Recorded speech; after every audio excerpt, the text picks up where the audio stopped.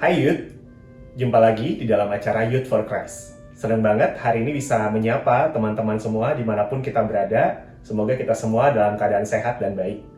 Kali ini kita akan bersama-sama merenungkan firman Tuhan yang ditulis oleh Pendeta Ujun Junaidi yang berjudul Dosa Sistemik, yang didasarkan pada kitab Zakaria pasal 11 ayat 4 sampai 17. Kali ini bersama saya Penatua Theo Krispan Kidandel dari GKI Muara Karang. Mari kita mempersiapkan hati dan pikiran kita. Kita berdoa. Bapa penuh kasih, kami mengucapkan syukur kepadamu sebab kasih Tuhan senantiasa menyertai kami dan memampukan kami untuk terus melangkah menjalani hidup yang Tuhan percayakan kepada kami.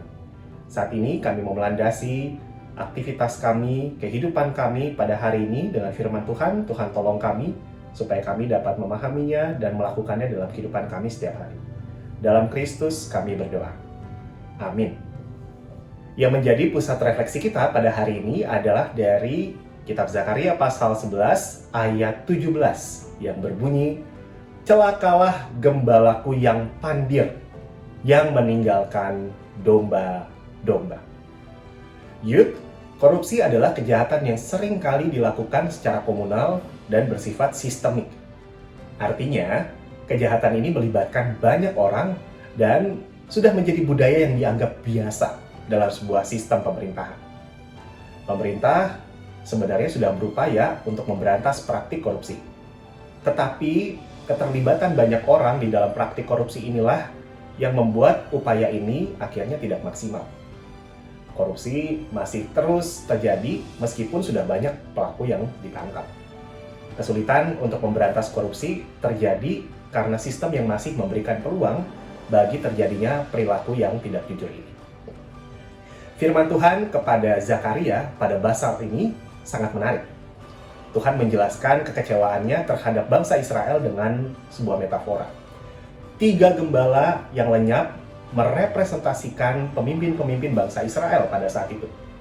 Nabi, imam, dan raja.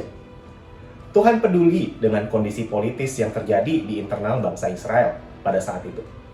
Tuhan tidak berkenan kepada perilaku para pemimpin bangsa Israel yang tidak menggembalakan umatnya dengan baik. Dengan kata lain, dosa yang sedang dipercakapkan di dalam perenungan firman Tuhan yang tadi kita baca bukanlah dosa yang dilakukan oleh individu, melainkan dosa sistemik. Youth, selain dosa personal, ada juga dosa yang dilakukan secara komunal. Keduanya sama-sama tidak diperkenankan di hadapan Tuhan. Dosa personal kerap terjadi akibat dosa sistemik. Sistem yang bobrok menyebabkan dosa-dosa personal semakin meluas dan mudah terjadi. Ketidakbenaran yang dilakukan secara terus-menerus akan dianggap sebagai sebuah kebenaran. Oleh karena itu, kita dipanggil untuk mengkritisi sistem atau struktur yang kotor atau korup supaya kita terhindar dari melakukan dosa secara personal maupun komunal. Demikianlah firman Tuhan, mari kita berdoa. Ya Bapa, kami telah mendengarkan firman-Mu. Tolonglah kami supaya kami semakin berhikmat dalam menjalani hidup ini. Biarlah terang firman Tuhan saja yang menuntun hidup setiap kami, dan juga menolong kami untuk melihat langkah hidup kami. Tolonglah kami ya Tuhan, agar kami tidak terjebak di dalam dosa.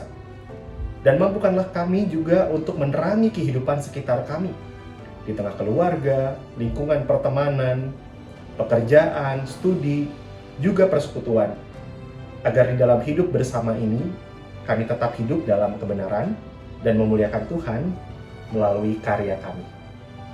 Di dalam nama Tuhan kami, Yesus Kristus, kami berdoa. Amin. Demikianlah renungan kita pada hari ini. Jangan lupa subscribe, like, dan bagikan kepada teman-teman kita. Tuhan Yesus memberkati.